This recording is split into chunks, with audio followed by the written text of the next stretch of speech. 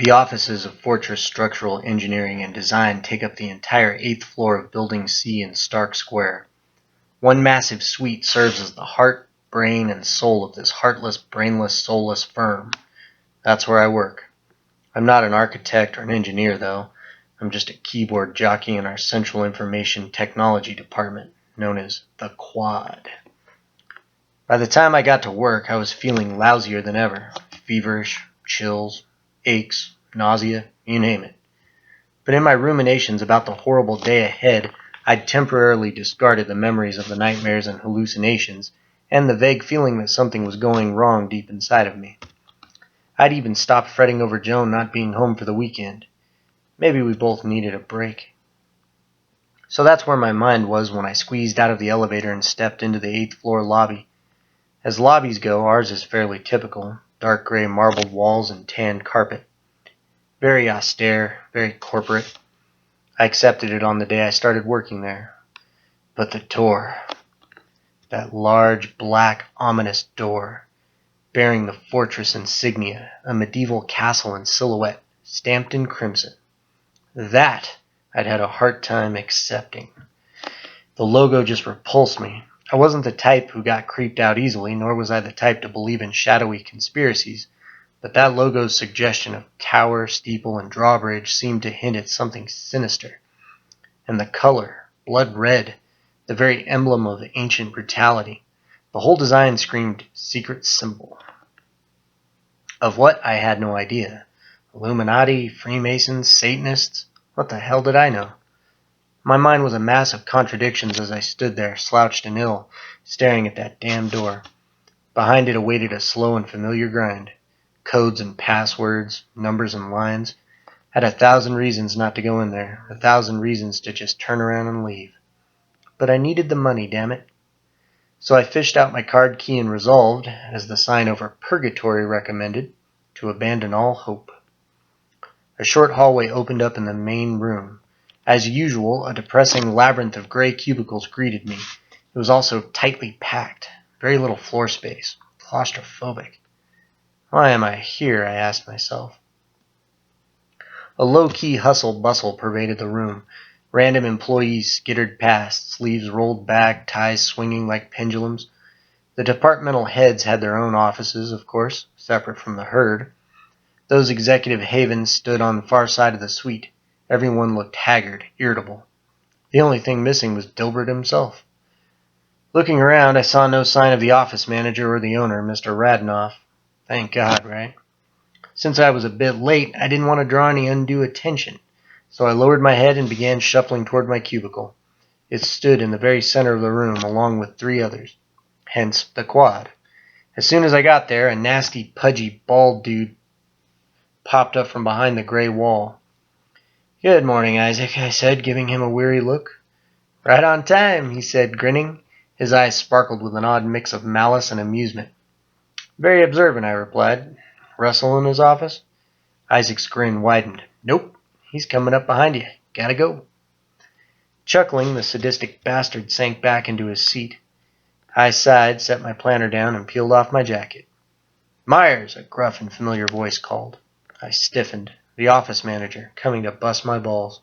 Russell Cooper, a stern-faced ex-military man, always called people by their last names, a trait which no one found endearing. And, being ex-military, he had 0 patience when it came to late arrivals. This was going to be bad, but considering how the morning had started, also par for the course. "What can I do for you, Russ?" "You're late." "I know." I dropped my jacket over the back of my chair, then turned to Mr. Cooper. "Sorry, man, traffic was jammed this morning." Russell squared up with me like he wanted to fight. Asshole. Then he flicked his right cuff back with a short whip of his forearm, checking his gold watch. "Almost 15 minutes late, to be exact," he said, arching his eyebrows in mock surprise. "Why don't you take that time off your lunch break to make up for it?" Again, I sighed. "Sure." "By the way," he continued, hands now on his hips, "have you finished coding all the security doors for the Family Outlet Mall account?" Another sigh. "No, not yet. I'm still working out a bug in the system." "Well, get on it." He pointed to my computer for emphasis. "That's a big account." "As soon as I sit down, Russ." "Good. Russell turned, moving with military stiffness toward the main hallway. I'll be out of the office most of the day. Site inspections with Mr. Radnoff. Got it. I felt another chill as I sank into my chair, muttering, Good morning to you too, Dick. The dark computer screen loomed before me, a lifeless monster waiting for an electric jolt to bring it back to life. I stared at it for a few seconds, then hit the power button, telling myself, Resistance is futile. We own your soul. I didn't even have time to check my email before my desk phone rang. I looked at the extension, then rolled my eyes as I picked up the phone. Psychic Fortune's hotline, what's your birthday? Isaac burst out laughing.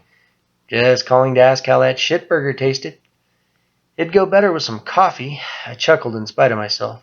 Why don't you make yourself useful and get me some? Why don't you make yourself useful and lick my sack? I hung up. Still chortling, Isaac appeared over the side. His bald head and goatee gave him a rugged look. I'm going downstairs for a smoke, he said, reaching down. I'll bring you back a girly-ass latte from the coffee cart. I considered it. You're too kind, I replied, pulling a worn $5 bill from my wallet. Still trying to hook up with the coffee cart girl, I see? Isaac slipped the money into his breast pocket. She wants me. I can feel it. Oh, I'm sure she does. Isaac gave me his fuck you grin and disappeared. Laughing, I shook my head. Isaac Price was a pain in the ass, but you had to admire him. The guy taught martial arts in his spare time, and he was the best in the quad when it came to troubleshooting. He also had a way of applying logic to everyday life that was downright scary. With him, you always got the cold, hard truth, whether you wanted it or not. All the same, I was glad he was gone. I needed as much quiet time as I could get. Trying to focus, I looked at my computer, a monster reborn. God, I felt like shit.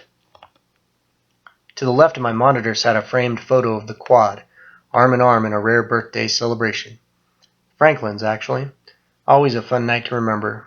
Bill and Franklin had sung karaoke. Isaac, trying to outdo the dude, drank so many white Russians that he barfed out the window on the way home. Good times. Positive energy. To the right of my monitor sat a similar photo, but of me and Joni. We were smiling, holding each other while a deep orange sunset burned in the background. Also good times. Positive energy. I was really going to miss her that coming weekend. Oh well. Fuck it. Forcing myself to lean forward, I laid my fingers on the keyboard and logged in. When Isaac returned, he handed me a triple-shot vanilla latte. The Java tasted heavenly and helped propel me into my tedious task. Then lunchtime came, and one by one the quads slipped away. First Bill, then Franklin, then Isaac, with me being the last to unchain myself from the grind. The word had gone out nice and early. The quad was eating in the employee lounge, which meant I didn't have to go far. The first person I saw when I walked in was the quad supervisor, Bill Nussbaum. He was standing next to the microwave, pouring coffee into a styrofoam cup. Short, tubby, and cursed with thick bifocals, Bill was a real nice guy and a great supervisor. Me, Franklin, and even Isaac thought of him as an adopted uncle. Morning, Bill, I said. Bill looked over. Morning, he replied with a smile. I didn't smile back. Even if I'd felt 100% kosher, walking into the employee lounge never failed to bring me down. The gray linoleum floor and grainy white walls gave it a drab, clinical atmosphere. Even worse, the FSE&D brass refused to allow any plants or flowers to liven the place up. The only magazines lying around were industry rags because, God forbid, we get a subscription to Time or People. If they didn't want their employees getting too comfortable in there, then, in my case at least, they'd succeeded beyond their wildest dreams. Hey, Blaine, Franklin said. Hey, Franklin. Earlier I'd gone to the Stark Square Deli and gotten myself a salami and Havarti on sourdough. I retrieved it from the fridge and then sat down across from Isaac. To Isaac's left sat Franklin Yates, tall and muscular, eating tofu and rice from a Tupperware container. Franklin was an avid weightlifter and had a remarkable presence. His sheer size drew attention wherever he went, and his strong yet soft-spoken voice commanded it whenever he spoke. Mid-bite, he brightened as I nodded to him. How's it going? Kinda shitty, I said. Got a cold or something. The big guy frowned. Sorry to hear that. I'll be all right, I assured him. Isaac had a paper plate stacked with cold pizza and a large can of Monster in front of him. Smirking, he stared at the mounted TV in the far corner. A rerun of Shark Week was on the Discovery Channel, his favorite. A large Mako graced the screen, captivating him. "So, Blaine," Bill said, sitting down next to me with a bowl of vegetable soup and his coffee, "you were late this morning?" I looked over. "Yeah, unfortunately." "Russ jumped his shit nice and early," Isaac said, still smirking at the TV. Bill rolled his eyes. "Sorry, kid. I must have been in the bathroom. Otherwise, I would have headed him off." "It's okay," I said. "He just got on my case about the family outlet mall." "Ah, damn it," Bill groaned. "I told him you were on top of it. I wish he'd sit back and let me handle this team. He always micromanages when we've got a deadline." I nodded. Not much more I could say. "So, how's Joan?" Isaac asked. "Not doing so hot," I said, instantly regretting it. Isaac was a sadistic little shit, and any sign of misery just encouraged him. "Oh, do tell." "Great. Just what I needed." "Well, I think I gave her my cold," I said, trying to downplay the situation. I hadn't told my quad mates about the nightmares of the hallucinations, and I didn't intend to. Not that day, at least. "Bummer," Isaac said, biting into a slice of pepperoni and mushroom. I nodded, bit into my sandwich. Franklin shoveled in more rice and tofu. Bill slurped his soup. No one spoke, and a comfortable silence settled over us. But not for long. "Did any of you guys hear about the multiple stabbings in Bart Park last night?" Isaac asked, turning his cold gaze upon his quad mates. Damn, Isaac. I didn't even have to look at the TV to know it had gone to a commercial. The mention of the stabbing sent a chill down my spine. I'd listened to that right-wing lunatic, Hal Beecham, rant about it on the radio as I drove to work, so I knew what Isaac was talking about, but decided to see what my other quad mates had to say. "Yes," Bill said. "It's a shame." "No, I hadn't heard," Franklin said, his forehead now wrinkled with concern. Smirking, Isaac glanced at me. "Yeah, I heard," I said, knowing what was coming. Isaac turned to Franklin. "So it sounds like at least 3 people were involved in a drug deal in Bart Park last night, and all 3 were stabbed to death." Franklin gasped. "Why do you say at least 3?" Bill asked. Isaac sipped his monster. "Well," he chuckled, "because either they all stabbed each other to death, which seems unlikely, or another group did the stabbing and escaped." "Yeah, that follows," Bill said. "Are all 3 dead?" Franklin asked. "Yep," Isaac replied. "Why do you bring it up?" I couldn't help asking, feeling slightly annoyed. "Just to remind us that the streets are getting scarier and scarier?" "Oh boy, here comes another lecture from Mr. Social Darwinist," Bill said. Laughing, Franklin shook his head. "Look," Isaac said, picking up another slice of pizza. "I'm just saying. Bunch of assholes making a dope deal in the middle of the night. No great loss. They were obviously idiots." "Maybe they needed help, Isaac," Bill said, sounding as annoyed as I felt. Isaac snickered. "Well, if that was the case, I'm going to have to go ahead and say that Bart Park at 3 in the morning isn't the place to get that kind of help. Wouldn't you agree?" "Smart ass." Bill sighed, slurped more soup. "It's still a sad situation," Franklin insisted. "Yeah, it is," I agreed, "and it's just a little, I don't know, too close to home." Isaac grinned. "You mean too close to work?" "Smart ass," I said. "Well, if you gentlemen want to mourn the loss of people who contributed absolutely nothing to society, that's your business," Isaac said.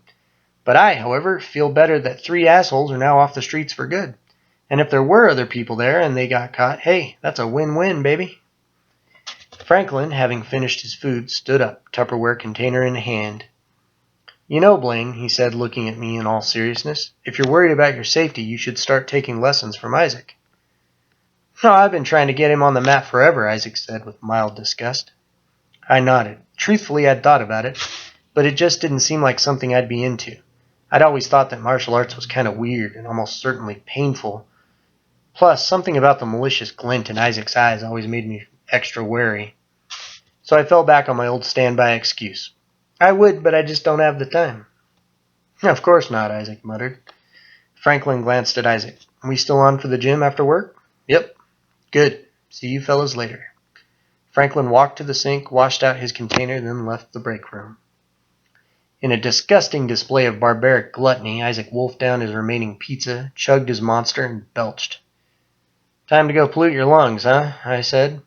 "Yep." Isaac stood, picked up his monster. "See you in the infirmary, Myers." Then he glanced at Bill.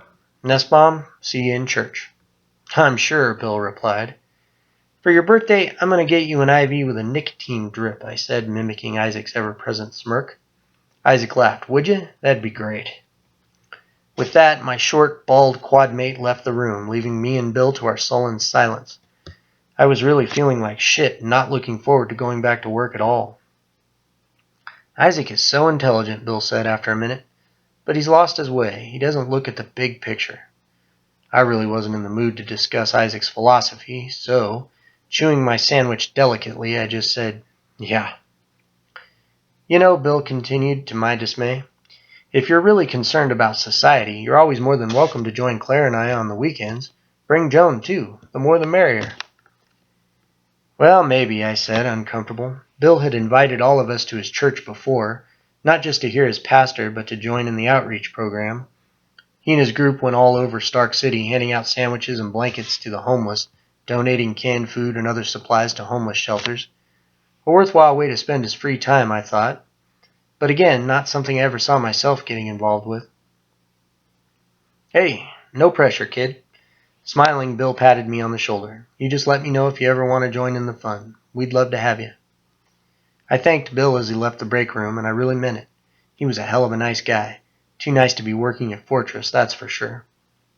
And now I was alone in the dreary break room. I sat there for several minutes, eyes closed, hands pressed to my forehead, trying not to think about anything. The flu was really kicking my ass, and the day was dragging worse than ever. Finally, my lunch break was over. So, moving like a decrepit old man, I pushed to my feet, let out a pained sigh, and lurched back to the joyless grind in the quad.